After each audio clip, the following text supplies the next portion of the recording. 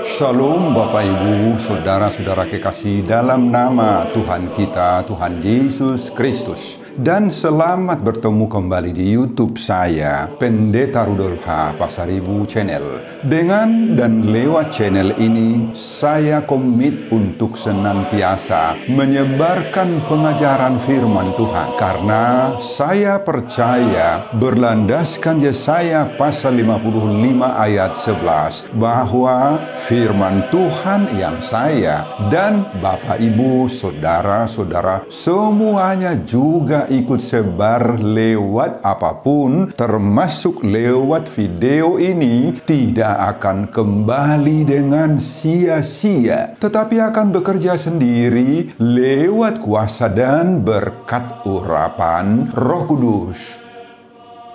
Mari Bapak Ibu dan saudara-saudara semuanya, saya ajak untuk membantu saya menyebarkan pengajaran firman Tuhan khotbah di Pertangyangan Minggu Eksaudi 29 Mei 2022 terambil dari Injil Yohanes pasal 5 ayat 1 sampai dengan ayat 9 dan bacaan dari kitab Mazmur pasal 17 ayat 1 sampai dengan ayat 6. Diikat oleh topik atau tema, orang benar berseru, Tuhan menjawab.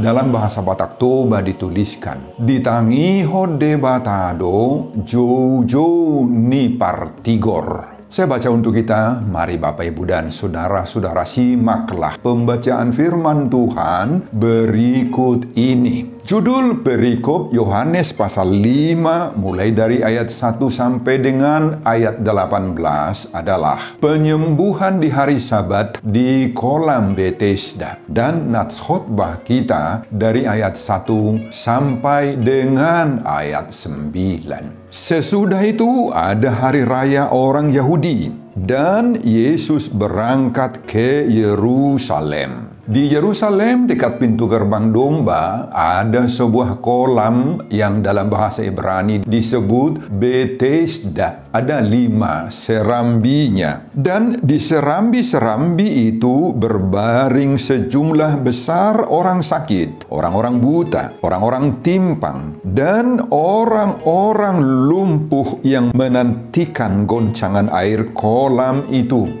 Sebab sewaktu-waktu turun malaikat Tuhan ke kolam itu dan menggoncangkan air itu. Barang siapa yang terdahulu masuk ke dalamnya sesudah goncangan air itu menjadi sembuh. Apapun juga penyakitnya. Di situ ada seorang yang sudah 38 tahun lamanya sakit. Ketika Yesus melihat orang itu berbaring di situ dan karena ia tahu bahwa ia telah lama dalam keadaan itu, berkatalah ia kepadanya, "Maukah engkau sembuh?" Jawab orang sakit itu kepadanya, "Tuhan, tidak ada orang yang menurunkan aku ke dalam kolam itu apabila airnya mulai goncang.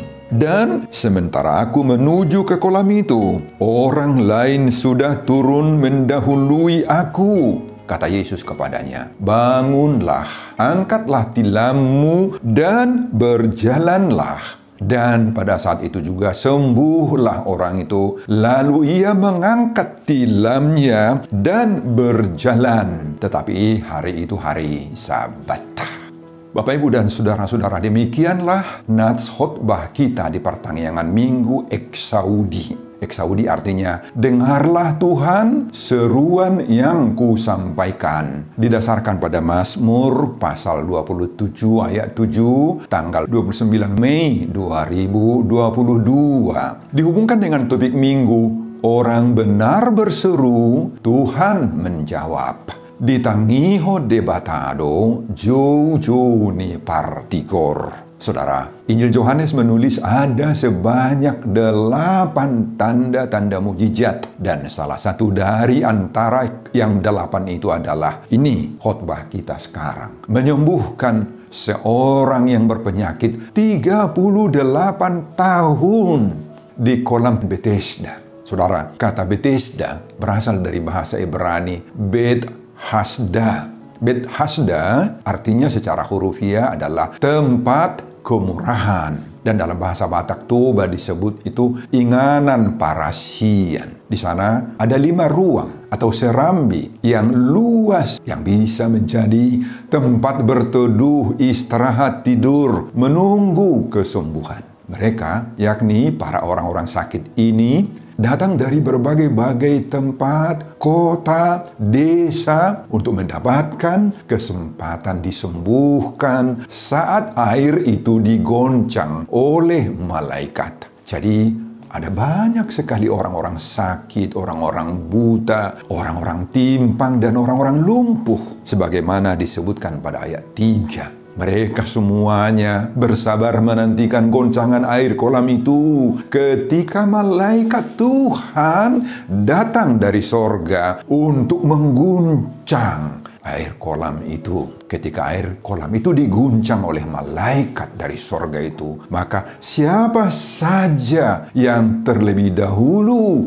mencemplungkan dirinya, tubuhnya ke kolam itu pasti akan sembuh. Penyakit apapun selama ini yang dia derita, seketika itu akan sembuh. Semua ragam-ragam penyakit dari tubuhnya akan tanggal, akan hilang keluar. Dia akan kembali sehat. Jadi Bapak Ibu, di kolam Bethesda ini orang-orang sakit semuanya berlomba untuk mengenakan tubuhnya ke air yang diguncang oleh malaikat itu. Di sana orang berebut siapa duluan. Jadi terjadi perlombaan di situ. Sebagian dari antara mereka ada juga yang dibantu oleh keluarga-keluarga atau sahabat-sahabat mereka. Tetapi kebanyakan tidak ada yang membantu mereka. Jadi bisa saja orang-orang sakit yang berada di kolam Bethesda ini pun bertahun-tahun rebah, tidak sembuh-sembuh karena tidak ada yang membantu.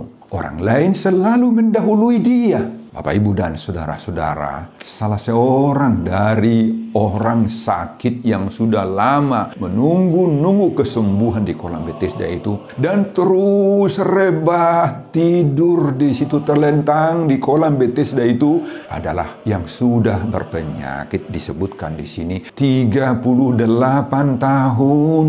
Tentu saja kita bisa bayangkan Bapak Ibu betapa sedihnya, betapa menderitanya hidup orang yang 38 tahun ini diterpa oleh penyakit ini. Penyakit ini sudah mendera hidupnya 38 tahun. Bermacam-macam pengalaman pahit telah dialaminya. Akibat penyakit selama 38 tahun ini, tidak ada lagi yang mengasihinya. Semua orang menjauhinya, termasuk keluarga dan para sahabat-sahabat dekatnya. Hampir dapat dikatakan Bapak, Ibu, dan saudara-saudara bahwa dia di kolam Bethesda itu sekarat, hanya berbaring saja, tidak ada yang menolongnya. Tetapi semua pengalaman pahit yang dideritanya itu tidak membuat orang yang berpenyakit 38 tahun ini mundur dan keluar dari Bethesda. Dia tidak bersungut-sungut, dia tidak berputus asa. Justru dia tetap tabah, sabar, bertahan, dan tetap berharap. Dia yakin bahwa di satu ketika kelak akan ada kesembuhan penyakitnya. Nah, di saat seperti itulah Bapak Ibu, Yesus datang ke kolam Bethesda ini. Kita tidak tahu kenapa Yesus menemui pas orang yang menderita penyakit 38 tahun ini. Disebut di sini, Yesus mengetahui dia menderita lama, itu saja. Kenapa tidak orang lain yang ditemui oleh Yesus? Pada saat Yesus menemui yang berpenyakit 38 tahun ini, Yesus bertanya, "Maukah engkau sembuh?" Itu pertanyaan Yesus. Orang yang berpenyakit 38 tahun itu dengan polos, lugas, dan penuh kerendahan hati bulus niroha menyerahkan penderitaannya kepada Yesus dengan menjawab, Tuhan, tidak ada orang yang menurunkan aku ke dalam kolam itu apabila airnya mulai goncang, dan sementara aku menuju kolam itu, orang lain sudah turun mendahului aku. Itu sebabnya Yesus langsung bertindak kepadanya dengan mengatakan, bangunlah, angkatlah tilammu, dan berjalanlah. Ayat 8. Tidak menunggu-nunggu lama lagi. Tidak butuh proses. Orang sakit itu langsung bangun dari tempat tidurnya. Semua sakit penyakit yang mendera tubuhnya selama 38 tahun ini hilang. Nah, itulah hasilnya Bapak, Ibu, dan saudara-saudara. Kalau seseorang itu menyerahkan pergumulan, penderitaan, sakit penyakitnya kepada Yesus. Pada ayat 9 dan ayat-ayat selanjutnya, khotbah kita sampai ayat 9 saja. Orang yang sembuh itu langsung aktif dan proaktif. Ia mengangkat tilamnya dan berjalan. Dan hari itu, hari Sabat. Dilarang untuk melakukan seperti itu dalam agama Yahudi sebenarnya. Tapi dia mau lakukan itu. Meski orang Yahudi melarangnya, marah kepada dia karena dia mengangkat tilam dan berjalan. Tetapi ia tidak berhenti mengatakan bahwa orang yang telah menyembuhkan aku, dia yang mengatakan kepadaku, angkatlah tilammu dan berjalanlah. Hingga bertemu kembali lagi dengan Yesus di bait Allah. Dan Yesus mengingatkan dia, engkau telah sembuh, jangan berbuat dosa lagi, supaya padamu jangan terjadi yang lebih buruk. Bapak, Ibu, dan saudara-saudara, itulah isi keseluruhan khotbah kita di pertengahan minggu Eksaudi. Sekali lagi, arti Eksaudi itu adalah, dengarlah Tuhan seruan yang ku sampaikan untuk tanggal 29 Mei 2022. Dihubungkan dengan topik atau tema, orang benar berseru, Tuhan menjawab. Ditangi hodia batado cucu ni partigor. Apa pengajaran bagi kita lewat khotbah ini, Bapak Ibu? Pertama, di saat mengalami sakit penyakit, apa yang harus kita lakukan? Saudara, banyak orang di saat mengalami tekanan sakit penyakit ini, mereka menjadi terpuruk,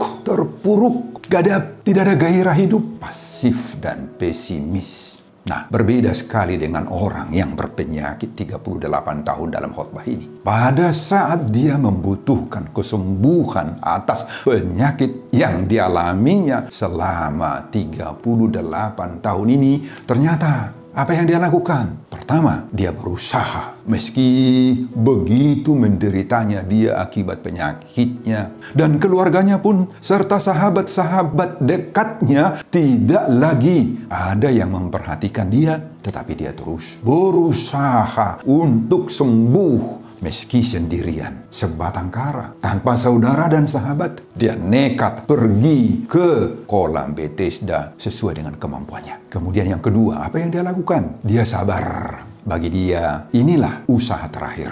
Dan selama dia berada di kolam Bethesda itu, pengharapannya tidak pernah pupus. Meski tidak ada yang membawa dan membantu dia, menolong dia dalam kesusahannya itu, dia sabar. Dia mau beradu cepat sebenarnya untuk mendapatkan kesembuhan meskipun dia selalu kalah orang lain lebih duluan daripada dia.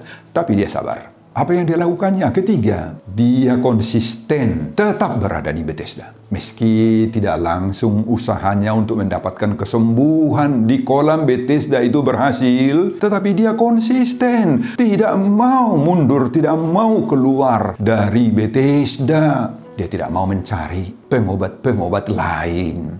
Dia tidak mau mencari dukun. Dia tidak mau mencari paranormal, pengobat-pengobat yang menggunakan magic dan lain-lain. Dia tidak mau. Dia menyatukan hatinya dan prinsipnya untuk tetap menunggu campur tangan Tuhan di Bethesda. Apa yang dilakukan? Keempat, dia memiliki pengharapan, hope. Meski sudah begitu lama, bayangin Bapak Ibu, 38 tahun dia terpuruk diterpa oleh penyakit ini.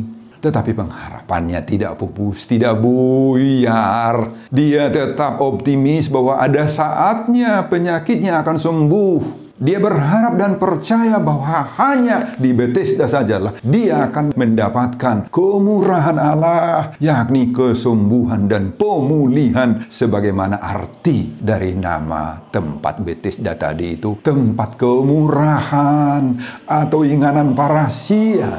Apa yang dia lakukan? Kelima, dia yakin dan menyerahkan diri sepenuhnya kepada kuasa Tuhan. Saudara, menurut dia, Bethesda adalah tempat Tuhan berkarya, bekerja, berbuat. Tempat Tuhan menunjukkan kuasanya lewat kedatangan malaikat-malaikat itu mengguncang air sehingga air itu berkuasa menyembuhkan. Dia percaya itu. Dia tidak mau mengandalkan yang lain-lain, termasuk mengandalkan keluarga, sahabat, handai tolan. Dia berserah sepenuhnya kepada Tuhan saja. Bapak, Ibu, dan saudara-saudara, maunya kelima-lima sikap seperti inilah kiranya ada pada kita semuanya, terutama di saat-saat kita menghadapi penderitaan berat akibat terpaan sakit penyakitlah, atau bahkan akibat masalah-masalah yang menerpa hidup kita. Bapak Ibu, khotbah ini mengajak, mendorong, memotivasi kita semuanya agar kita memiliki kemampuan untuk berusaha, tetap bersabar, tetap konsisten di Bethesda kita, selalu memiliki pengharapan. Dan yang kelima, tetap yakin serta menyerahkan diri sepenuhnya kepada kuasa Tuhan. Kalau kita mau menjalankan kelima-lima sikap seperti itu, yakinlah Bapak, Ibu, dan saudara-saudara, kita akan juga memperoleh kesembuhan yang prima, yang sempurna, memperoleh berkat-berkat jamahan daripada Tuhan atas semua persoalan-persoalan kemelut hidup kita, sakit penyakit yang menerpa kita. Amin Bapak Ibu, amin. Kita akan mampu melewati berbagai-bagai tantangan dan pergumulan hidup kita. Pengajaran yang kedua, Yesus menguji iman orang sakit. Bertahanlah hingga disembuhkan. Saudara, perhatikan pertanyaan Yesus kepada orang sakit ini. Maukah engkau sembuh? Barangkali kita akan bertanya, kenapa sih Yesus mengajukan pertanyaan seperti ini? Apa bukan pertanyaan yang konyol, pertanyaan Yesus ini? Kita bilang, kan Yesus pasti tahu bahwa orang yang berpenyakit 38 tahun ini butuh, memerlukan kesembuhan toh. Saudara, pertanyaan Yesus itu bukan pertanyaan yang lucu, yang konyol, yang tidak masuk akal. Kenapa? Karena Yesus mau menguji iman, melihat sampai di mana pengharapan kepercayaan dari orang sakit ini. Yesus mau melihat hingga ke lubuk hatinya yang terdalam. Apa memang ada lagi kerinduan sembuh? Apa keinginan hatinya untuk disembuhkan masih menyala-nyala bersemangat? Atau sudah pudar? Itu yang mau dilihat oleh Yesus. Yesus mau membuka kontak pribadi, hubungan yang langsung secara pribadi dengan orang sakit itu. Nah, seandainya seperti pikiran orang tadi yang kita sebutkan tadi, pikiran orang sakit itu emosional, dengan marah, dengan ketus-ketus, dengan mengatakan, loh kok bertanya lagi seperti itu? Apa yang kau tidak menyadari, tidak melihat aku butuh kesembuhan? Ya pasti dong mau sembuh, gimana sih? Nah, kalau dia meresponi seperti itu, apa yang terjadi buat dia? Apa ada kesembuhan? Hilanglah semua berkat-berkat. Tidak ada lagi harapan kesembuhan. Yesus akan meninggalkan, menjauh dari dia, dan berpindah Yesus kepada yang lain saja. Saudara, untung saja orang yang berpenyakit ini penuh kerendahan hati dan ketulusan hati menjawab Yesus, Tuhan, tidak ada yang menurunkan aku ke dalam kolam itu. Sikap orang sakit ini yang menjawab Yesus penuh kelembutan menjadi pengajaran yang berharga bagi kita. Orang sakit perlu belajar berhati lembut. Jangan mudah tersinggung, jangan emosional. Memang orang sakit agak riskan, mudah tersinggung memang. Hatinya mudah terpancing untuk naik darah, naik pitam. Oh, disinilah kita belajar. Jangan mudah naik pitam, Bapak Ibu. Cengkel, mengomel, mardadi, manibas, piri-pirion seperti dalam bahasa Batak. Ketika kita dalam keadaan sakit, ketika kita mendengar kata-kata orang yang sedikit lucu, tidak masuk akal bagi kita. Jangan-jangan kedatangan mereka tadinya akan membawa berkat, rezeki, sukacita bagi kita, tetapi karena kita tidak menyambutnya dan respons kita pun kepada dia yang datang itu sedikit emosional, maka pada akhirnya berkat itu tidak jadi kita terima. Hilang. Bahkan penyakit kita akan bertambah, akan berlipat ganda lagi. Akan terjadi pada diri kita keadaan yang lebih parah. Akhirnya stroke dan terpapar. Saudara, apapun kondisi hidup kita saat ini, entah kita dilanda oleh penderitaan, pergumulan, sakit, penyakit, baik itu penyakit jasmani tubuh, ataupun penyakit-penyakit lain, penyakit pikiran, penyakit batin, hajni roha, maka kita harus belajar selalu meresponi orang lain dengan lembut, dengan tenang, penuh damai sejahtera, dan positive thinking saja. Dengan demikian, malaikat Tuhan, orang-orang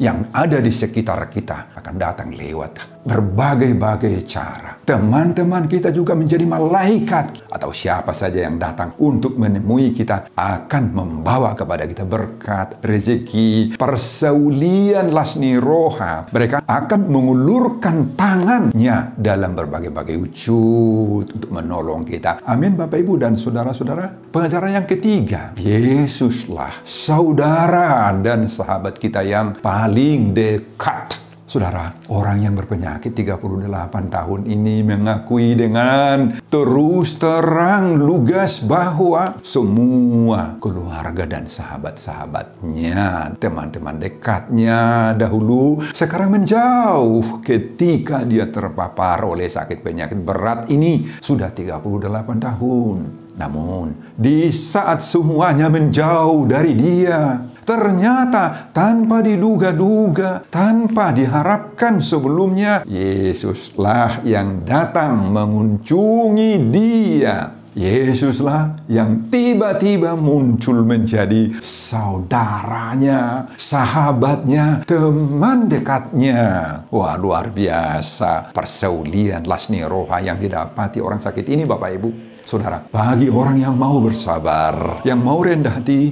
yang mau kokoh dalam imannya, tetap hidup pengharapannya, maka Yesus selalu tampil tanpa diduga-duga dan diprediksi sebelumnya. Yesus akan selalu tampil membawa berkat, kesembuhan, penguatan iman ketika sedang dilanda berbagai-bagai wujud penderitaan. Bagi orang yang selalu menanti-nantikan Tuhan, menanti-nantikan pertolongan penuh dengan iman, Yesus itu akan selalu tampil membuat tanda-tanda ajaib, membuat peristiwa-peristiwa mujizat. Saudara, apa pengalamanmu saat ini, sekarang? Seperti pengalaman orang berpenyakit 38 tahun ini? Sepertinya sudah ditinggal oleh keluargamu, menurutmu. Sahabat-sahabatmu dahulu sudah menjauh. Sekali lagi, khotbah ini mendorong kamu agar kamu tetap berpengharapan. Jangan berputus asa. Yesus hadir tiba-tiba tanpa kamu duga-duga dalam dirimu, dalam rumahmu, di tempat pembaringanmu karena penyakitmu, di rumah sakit, di klinik, dan sebagainya. Yesus hadir di situ. Betul, dikala kita sedang terbaring karena sakit penyakit, terpapar oleh berbagai-bagai kesusahan dan penderitaan, kita butuh pendampingan sanak saudara, keluarga, sahabat-sahabat, teman-teman kita toh.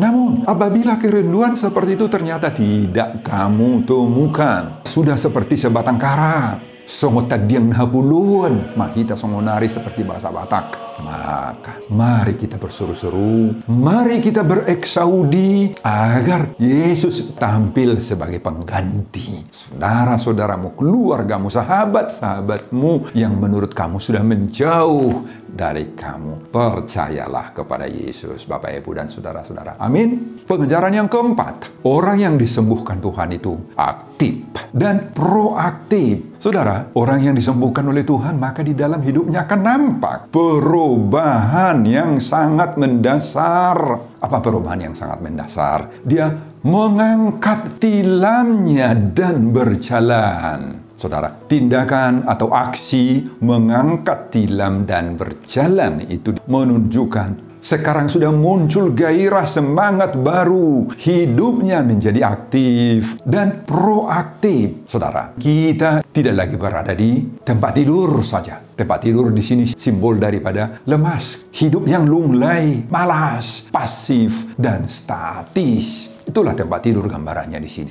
Nah, sekarang marilah kita berjalan. Kalau disebut berjalan di sini, maka berjalan itu adalah simbol daripada kita berusaha, berkarya, berbuat, bekerja, dinamis, aktif, dan proaktif. Saudara, kita yakin bahwa ketika kita berseru-seru, bereksaudit kepada Tuhan, di saat mengalami berbagai-bagai kemelut hidup, tantangan, dan penderitaan, akan didengar oleh Tuhan. Tuhan akan melepaskan kita dari tantangan dan pergumulan hidup kita itu. Kita akan mengangkat tilam dan berjalan dalam wujud ada sukacita bagi kita. Ada berkat-berkat yang penuh.